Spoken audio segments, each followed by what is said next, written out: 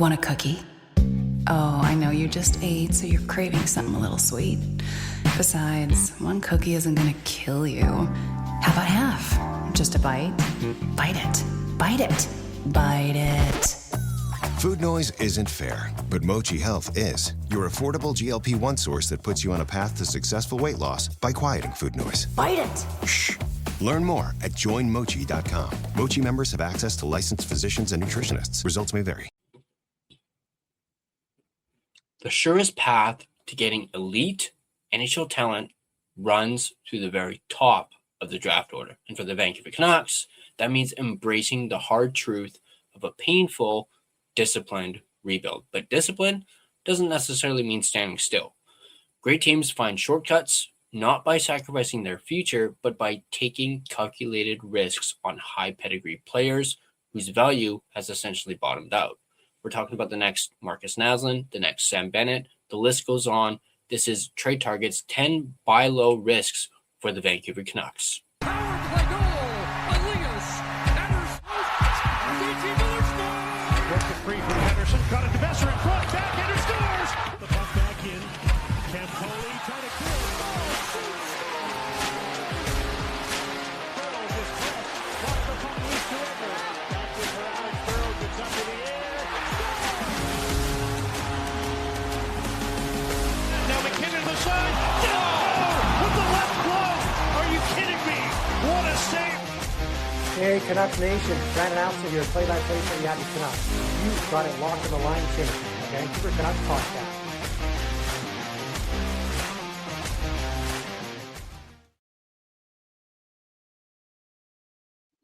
What's up, Canuck fans, Canuck Nation? Welcome to the Line Change, a Vancouver Canucks podcast.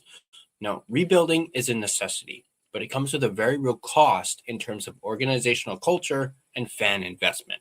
While the Canucks must proceed with uncharacteristic discipline, avoiding the age gap trades that have repeatedly burned through this Vancouver Canucks draft capital, and a disciplined approach shouldn't be a passive one. Along the way of most successful retools, the team takes a calculated risk or two on high potential skaters at a low ebb in their value. Think about the Florida Panthers with Sam Bennett. It's about rolling the dice on players who can realize their potential with a fresh start. More opportunity than what they've earned with their previous organization. Sam Bennett is a perfect example of that, moving from Calgary to the Florida Panthers, and now look at him. 2-time Stanley Cup champion, and he was the winner of the Conn Smythe just this past season. Here are 10 reclamation projects for the Canucks to consider. Now, this list is coming to us by way of an article over on The Athletic, co-written by Thomas Drance and friend of the podcast, Harman Dial. I will leave a link to it in the description down below. It is behind a paywall, so I'm giving you guys the full-on details right here. But first up, we have Alexis Lafreniere, someone who we talked about on this channel in the past. Since being picked number 1 in 2020, Lafreniere has struggled to live up to his promise, pacing for fewer than 50 points for the 5th time in 6 seasons. And New York Rangers fans will probably even agree with me. He just hasn't lived up to the hype at all. He's kind of seems like he's been a bit of a bust for someone who was picked first overall nearly 6 years ago. He hasn't shown that he's the Bedard caliber player or the Celebrini. I know that's probably a bit of an unfair comparison, comparing him to Bedard and Celebrini, but he was a first overall pick, and you would think he would at least become somewhat close to that level, and he hasn't in 6 years of playing in the NHL, and he's still pretty young too. Yet, his underlying performance suggests better results. His defensive impact has spiked this season, and a career-low shooting percentage has suppressed his 5-on-5 goal scoring. He still has a credible path to developing into a difference maker, and if the Rangers are truly retooling, he's a gamble worth taking, even as a primary piece in a larger trade for one of Vancouver's expensive veterans, although the Rangers do have their fair share of veterans themselves. And apparently, Patrick Allvin is really high on this guy and really wants him, apparently. But let's go ahead and take a look at Lafreniere's stats before we move on to the next one. So as you can see here, and we'll just look at his NHL stats. So his first NHL season, 21 points in 56 games, 12 goals, 9 assists. His second, so I guess technically his actual rookie season, he had 31 points in 79 games, 19 goals, 12 assists. That was, when you look at that, looks pretty decent for a second year NHLer or first year NHLer, whichever one you want to call it, considering he played 56 games in the 2020-2021 season. And then you had 22-23 where he had 39 points in 81 games. So he upped it, only 16 goals and 23 assists. Following year, which was so far has been his best season with the Rangers in 23-24, where he had 57 points in 82 games, 28 goals, 29 assists. And as I mentioned, that has been his, best season with the New York Rangers. And I would say as of right now, that's his ceiling so far. 24-25, he had 45 points in 82 games, 17 goals, 28 assists. So his goals were down from the prior year. And then this year, he's got 32 points in 57 games, 12 goals, 20 assists. Right now, he's projected to finish with 46 points, 17 goals, 29 assists in 82 games. One thing I will give Lafreniere, he is durable. As you can see, 79 games or 57 games in his first season, 79 the year after, 81, 82, 82, 57, and he's projected to play all 82 games this season. So I do like the durability of Lafreniere, and perhaps, like we mentioned, perhaps maybe he just needs a change of scenery to unlock that, potential, and perhaps he could emerge as what we hoped he would be, being a first overall draft pick. Now, let's move on to the next one, where we're going to be talking about, and apologies if I mispronounce his name, Ville Heinola, a left shot defenseman from the Winnipeg Jets. Heinola, who is a 2019 first rounder, has one of the oddest development stories, marred by injury and a consistent lack of opportunity in Winnipeg. Now 24 years old, the window for a top four role is likely closed, but he is a slick puck handler with offensive upside. Given the Jets' history of giving up on defenders who succeed elsewhere, Heinola could carve out a role as a capable depth option. Signing him to a low-cost one-year deal to compete for a number 7 or number 8 defender role next fall is a move worth making. He could essentially replace P.O. Joseph. Now let's take a look at Heinola's stats real quick, just so you guys can see who he is and his stats. Again, we'll just focus on the more recent and the NHL stats. 2019-2020, his first NHL season. Granted, he only played 8 games, but he had 5 points in 8 games. You look at that and you go, that's pretty good for a rookie, in that small sample size. In 2020-2021, he played 5 games, did not get a point, but he did have 11 points in 19 games in the AHL with the Manitoba Moose. Moving forward to 21-22, 12 games, 5 points in the NHL. Again, yet another small sample size.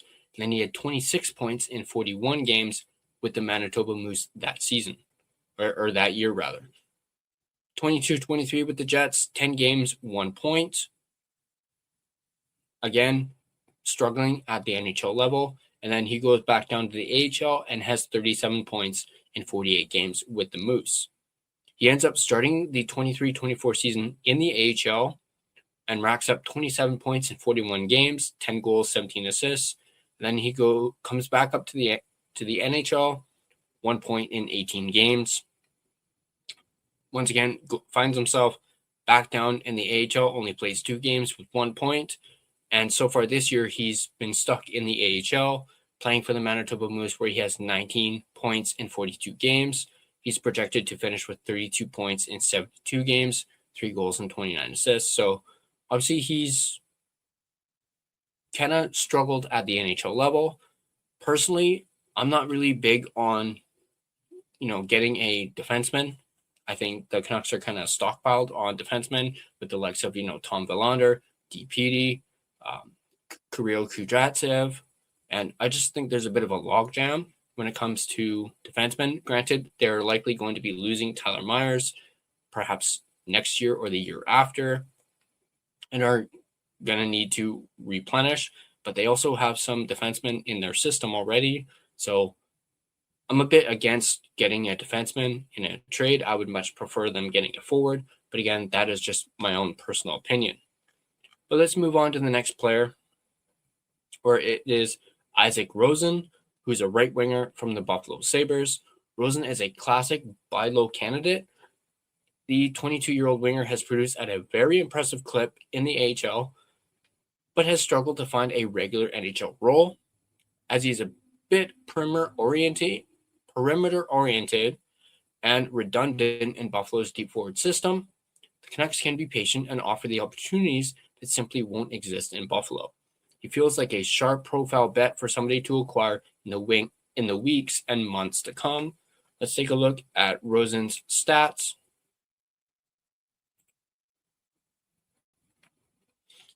As you can see, that first season in the AHL 22-23, 37 points in 66 games, 14 goals, 23 assists, not too shabby.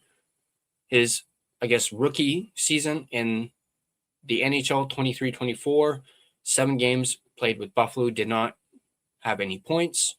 But with the Rochester Americans in that same season, he had 50 points in 67 games, 20 goals, 30 assists. That kind of leaps out at me seeing that. Granted, I know it's the AHL and it's a lot different compared to the NHL. In 24-25 with the Buffalo Sabres, he had 1 point in 8 games. So last season, that same season with the Rochester Americans in the AHL, he had 55 points in 61 games, 28 goals, 27 assists. And then this year with the Buffalo Sabres, he has 7 points in 16 games, 3 goals, 4 assists. And then with the Rochester Americans, he has 37 points in 30 games, 24 goals, 13 assists. And he's projected to finish with 71 points in the AHL, 46 goals, 25 assists in just 57 games. So this is a perfect example, as we mentioned, of a classic buy low candidate. And hey, this is definitely someone who I am intrigued and interested in. Let me know what you guys think in the comments. Do you guys like the idea of Isaac Rosen? And here's the kicker. He's Swedish, as you can see.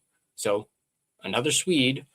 I know a lot of people have been talking about, the fact now that we have Lekkerimäki and Liam Öhgren, there's a certain somebody else on the Buffalo Sabres, a certain Noah Ostlund, that some Canuck fans have been saying Canucks should try and go out and get him and reunite Öhgren, Lekkerimäki, and Ostlund.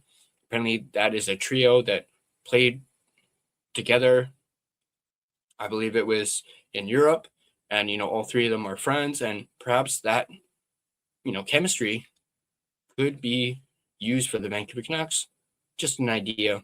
Let me know what you guys think about that idea of the Canucks maybe, instead of maybe Rosen, maybe seeing if they can try and get Ostlund from the Buffalo Sabres. But once again, let me know what you guys think in the comments down below. Moving on, we have Marco Kasper. Now, obviously, we've heard Kasper's name when it comes to the Canucks, mainly prior to and around the Quinn Hughes trade. Supposedly, the Canucks were interested in Kasper as well as Nate Danielson, and actually, the Red Wings kind of rebuffed the Canucks offering Quinn Hughes to them, but them wanting either Danielson or Kasper in return. And the Red Wings just weren't willing to part with that. And also, I believe the Red Wings wanted an extension done right away. They wanted it locked in that there would be a extension. And that's kind of what fell through. And apparently Quinn Hughes wanted to go to Detroit. So, but the Red Wings probably aren't ready to move their 2022, bit of a tongue twister, 8th overall pick, but his brutal sophomore slump, just 13 points in 57 games, makes this a situation to monitor. Detroit has a surplus of middle six centers, Casper is a heavy, gritty forward with a high motor, words that we've heard before, and his two-way metrics are very healthy. The slump is largely due to bad luck, scoring on just 6.5% of his shots, which should rebound. The Canucks should most certainly keep tabs on him. Let's take a look at Casper and his stats. We mentioned him having a brutal sophomore slump, but as you can see, one game in 22-23 with the Red Wings did not collect a point, so we will obviously forget about that one. With the Grand Rapids Griffins in the AHL, 35 points in 71 games, 14 goals, 21 assists. Although he had 7 points in 9 games in that playoff run. 24-25 with the Detroit Red Wings, 37 points in 77 games, 19 goals, 18 assists for his rookie season. The Grand Rapids Griffins that same season, 2 points in 2 games. And then moving down to this year with the Detroit Red Wings, only 13 points in 57 games. As we mentioned, 6 goals and 7 assists. He is projected to finish with 19 points in 81 games, 9 goals and 10 assists. So, obviously, like we mentioned, sophomore slump. I wouldn't be too worried about, this slump. I see him breaking out of it. But he is also a, potential candidate that the Canucks should, as we mentioned, most certainly keep tabs on. And hey, positive as well, he's a center as well. So definitely keep tabs on Marco Casper. But moving on, we got Cole Perfetti, a right winger from the Winnipeg Jets. I'm actually very high on Cole Perfetti, and I absolutely love this idea of us possibly targeting Cole Perfetti. After a dynamic 24-25 campaign, Perfetti's scoring has been pedestrian in a crumbling Jets offensive environment. His path coming off a contentious bridge contract negotiation makes him a highly likely RFA casualty, while his skating is a limiting factor. He's a high-character, slick playmaker who could potentially be a star if thrust into a larger role on a first power play unit. Let's go ahead and take a look at Perfetti's stats here. So, looking all the way down to his first NHL season in 21-22, 7 points in 18 games, 2 goals, 5 assists. With the Moose, the Manitoba Moose of the AHL that same season, 15 points in 17 games, 6 goals, 9 assists. In 22-23, his sophomore season, you could say, with the Winnipeg Jets, 30 points in 51 games, 8 goals, and 22 assists. In 23-24, 38 points in 71 games, 19 goals, 19 assists. And then just last season, he had 50 points in 82 games, 18 goals, and 32 assists. So far, that has been his breakout season. And you could say that is his ceiling up until this point. This year, bit of a different story, 18 points in 42 games, 6 goals, and 12 assists. He is projected to finish with 29 points in 68 games, 10 goals, 19 assists. Again, I'm a big fan of Cole Perfetti. I do think he could use a change of scenery, and I do think he could help this Canucks team in the future if Canucks were to target him and if he were to become available and if the Jets were even to let him go. But moving on, let's talk about Fedor Svechkov. Svechkov, not Svechnikov, just so we're clear, who is a centerman from the Nashville Predators. The 2021 first-rounder caught our attention with his smart, jack-of-all-trades game as a rookie, despite a sophomore slump with only 9 points. He has driven a 53% expected goal share. His bottom-line production is suppressed by his scoring on just 2% of his shots, so that's not looking pretty good. Nashville's incoming prospect depth could make this valuable bottom-six center potentially available. Let's take a look at Svechkov's stats.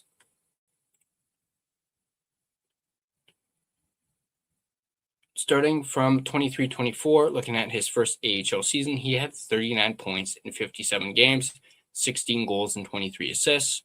His first season with the Nashville Predators, 17 points in 52 games, 8 goals, 9 assists, which is not too shabby for a rookie. That same season with the Milwaukee Admirals in the AHL, he had 12 points in 13 games, 5 goals, 7 assists. And then this year with the Nashville Predators, he has 9 points in 49 games, 2 goals, 7 assists. So obviously a major step down from that first year in the NHL. And with the Admirals, he has 1 point in 3 games. And he is projected to finish with 11 points in 32 games with the Admirals and just projected to finish at 11 goals. So perhaps, like we keep mentioning, he could use a change of scenery to try and help, boost him. But let me know in the comments what you guys think about Fedor Svechkov. Moving on, we have 2 defensemen that we're going to be looking at, Ethan Del Mastro and Kevin Korchinski, both left-handed shot defensemen from the Chicago Blackhawks. And the Blackhawks have built a tremendous surplus of young talent on their defensive core. Both Del Mastro and Korchinski are intriguing young left-handed defenders. Del Mastro is a big-frame pedigree puck mover with every tool you could ask for from a 23-year-old. Korchinski, he's the more dynamic, recent top 10 pick. Either would be an intriguing, high-upside young trade target, especially if Chicago seeks to add one of Vancouver's expensive veterans to their forward group. Again, these are 2 defensemen. I'm not really big on acquiring defensemen, at least not right now. I'm more so focused on getting forwards, as I mentioned. But let's take a look at Del Mastro first. Starting with his 23-24 run with the Chicago Blackhawks, 2 games, no points. But his AHL season that same year, 37 points in 69 games, 7 goals, 30 assists. Last year with the Blackhawks, he had 6 points in 24 games, 2 goals, 4 assists. That same season with the Rockford IceHogs, he had 9 points in 47 games. And then this year with the Blackhawks, he has only played in 2 games and has not collected a point. But in the AHL, he has 17 points in 39 games, 2 goals and 15 assists. He is projected to finish with 28 points in 64 games, 3 goals and 25 assists. Let's take a look at Korchinski. Starting with the 23-24 season with the Blackhawks, 15 points in 76 games, 5 goals, 10 assists. Last season with the Chicago Blackhawks, he had 2 points in 16 games, 1 goal and 1 assist. With the Rockford IceHogs, that same season, he had 27 points in 56 games, 3 goals and 24 assists. So far this year with the Blackhawks, he has 1 point in 2 games. With the Rockford IceHogs, he has 23 points in 43 games, 2 goals and 21 assists. He is currently projected to finish with 36 points in 68 games in the AHL, 3 goals and 33 assists. Let's move on to our second to last one. Alex Turcotte, a center/left winger from the Los Angeles Kings. Former number 9 pick's early career was torpedoed by an endless barrage of injuries, including 2 concussions. Now healthy, he's an efficient 2-way bottom 6 contributor who has won nearly 56% of his faceoffs this season. He hasn't been given a long leash by the Kings, but his profile suggests he could pop as a handy third liner if given a bigger role. Let's take a look at Turcotte's stats. So starting with his first season with the Ontario Reign in the AHL, he had 21 points in 32 games, 6 goals, 15 assists. His first season in the NHL saw him play 8 games, did not collect a point. That same season in the AHL, he had 18 points in 27 games, 6 goals and 12 assists. We mentioned his early career was torpedoed by injuries. So keep that in mind when looking at these earlier stats. 4 games in the 22-23 season, did not collect a point. 17 points in 32 games, 6 goals, 11 assists in that same AHL season with the Ontario Reign. He had 4 points in 20 games in 23-24, 1 goal, 3 assists. And with the Ontario Reign, he had 29 points in 35 games, 10 goals, and 19 assists. Last year with the LA Kings, he had 25 points in 68 games, 9 goals, and 16 assists. This year, he has 12 points in 49 games, 3 goals, 9 assists, and he's projected to finish with 19 points in 75 games, 5 goals, and 14 assists. I wouldn't mind Turcotte. Obviously, the whole having already sustained 2 concussions things has me a little worried. It's giving me kind of, Filipino vibes almost, even though it's only 2. But still, when you hear that a young player has sustained multiple concussions this early on in their career, it kind of brings up a bit of a red flag. But who knows, perhaps Turcotte could use a change of scenery, but I could potentially see him, as was mentioned, as a third-line center for sure. And last but certainly not least, and apologies if I mispronounce this guy's name, Matthew Poitras, a center from the Boston Bruins, who is a legitimate center and a 2022 second-round pick who stunned the world by making the Bruins as a teenager. His development has stagnated, and the emergence of Fraser Minton, BC boy, and that may make him a monetizable asset for Boston. While he wouldn't be cheap, he is certainly the type of player the Canucks, could certainly use at the NHL level. So let's take a look at Poitras' stats. Starting, we'll take a look at his 21-22 season with the I don't know how to pronounce that, Gulf Storm. 50 points in 68 games in the OHL, 21 goals, 29 assists. The following season, he had 95 points in 63 games, so wow, 16 goals, 79 assists, and you can see why he stunned the world by emerging as a teenager after having put up 95 points in the OHL prior to him being drafted. 15 points in 33 games in 23-24 with the Boston Bruins, 5 goals, 10 assists. Obviously, that is pretty good for a rookie. But his sophomore season with the Boston Bruins, obviously a bit of a down, 11 points in 33 games, 1 goal, 10 assists. Yeah, a little bit down, but still not that terrible. And then with the Providence Bruins that same season, 41 points in 40 games, 17 goals, 24 assists. So far this year, he has 1 point in 3 games with the Boston Bruins, which is a goal. And then with the Providence Bruins this season, he has 26 points in 41 games, 8 goals, and 18 assists. He is projected to finish with 43 points in 69 games, 13 goals, and 30 assists. Obviously, this is, as we mentioned, a legitimate center. But the question is, will the Bruins be willing to move him? Obviously, they have Fraser Minton. And imagine if Minton kind of goes on a bit of a slump or something like that. Could they maybe turn back to Matthew Poitras? I'm obviously not too familiar with the Bruins and their system, but could Poitras be a possible target for the Vancouver Canucks, considering they really need depth at center? And I think this could be someone that would really help out when it comes to that depth. Now, these 10 players represent the true path of a disciplined, rebuild, low-risk, high-reward bets on high pedigree talent. Let me know which of these names you'd like the Canucks to pursue most in the comments below. Is there someone that I didn't include that wasn't included on this list? Let me know who that is in the comments down below. I'd like to take this chance to thank my main and primary sponsor, none other than DraftKings Sportsbook, which is an official sports betting partner of the NHL.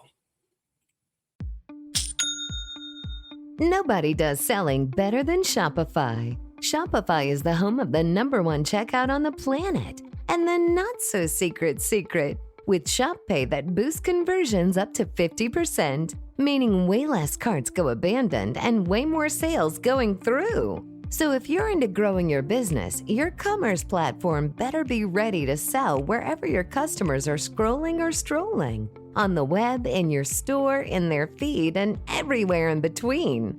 Businesses that sell more, sell on Shopify. Upgrade your business and get the same checkout that Skims uses. Sign up for your $1 per month trial period for 3 months at shopify.com/Westwood1, all lowercase. Go to shopify.com/Westwood1 to upgrade your selling today. Shopify.com/Westwood1.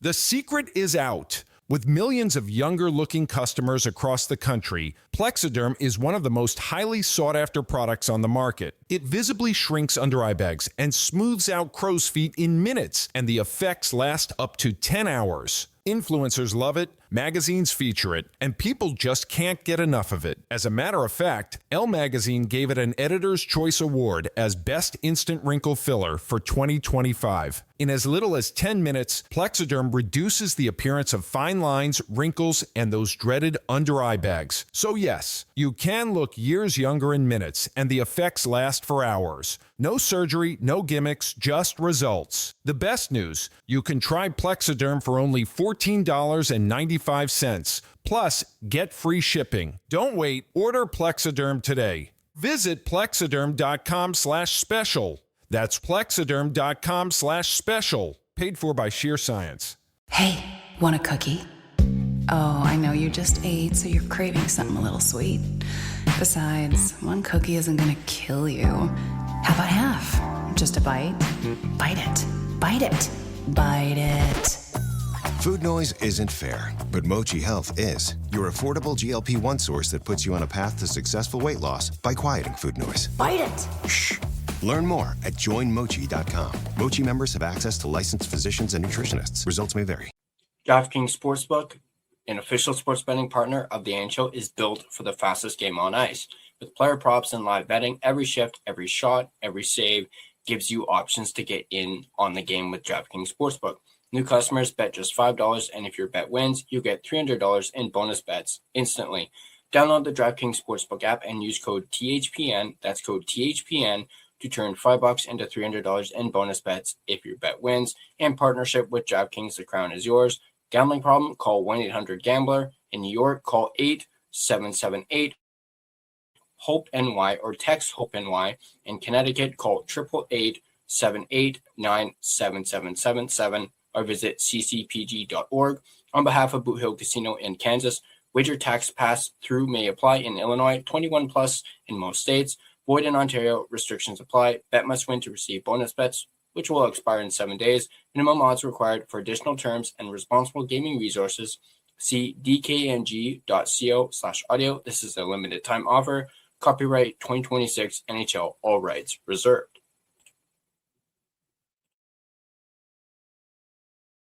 I'd like to thank my secondary sponsor, none other than Gassy Jack Art, maker of this amazing artwork you see right here in front of you.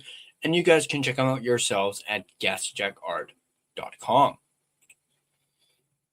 Now, this video has been a presentation of DraftKings Sportsbook. The crown is yours, as well as the Hockey Podcast Network. Be sure to check out the network for your favorite podcast covering your favorite team at thehockeypodcastnetwork.com, the home of hockey podcasts, where it's every team, everywhere. If you enjoyed this breakdown of 10 reclamation projects that the Canucks should consider targeting, be sure to hit that like button and subscribe, and be sure to have your notifications turned on so you don't miss more in-depth analysis of the Vancouver Canucks. Also, a thank you to those who have purchased our official merchandise from our official merchandise store. And if you haven't, we are currently selling our 1-year anniversary collection. We do have some sales going on, so definitely check those out. Actually, our 1-year anniversary technically is this weekend, so definitely get them while you can. You can check them out at thelinechangepodcast.threadless.com. Also, if you want to be a part of the discussion, we can have more conversations and discussions, kind of like the one we had in this video. Join our official Discord. There was a link to it in the description down below. It is completely free to join, and you can talk to fellow Canuck fans in our community, and it's just a great space to just have discussions and conversations. Also, feel free to find and interact with us on social media. We're everywhere on socials: Facebook, Instagram, X, TikTok, even Blue Sky. feel free to give us a follow on all of our social media platforms. Speaking of platforms, if you prefer an audio version of this podcast, you can find us on both Spotify and Apple Podcasts. On Spotify, feel free to give us a follow as well as rate and review us. Also, if you had a favorite episode that you just want to listen to over and over again and can't get enough of, you can download your favorite episode. That really helps out the podcast, along with giving us a rate and review. Of course, it is greatly appreciative. And yeah, once again, drop your comments down below. Thanks for tuning in, and I'll catch you on the next line change.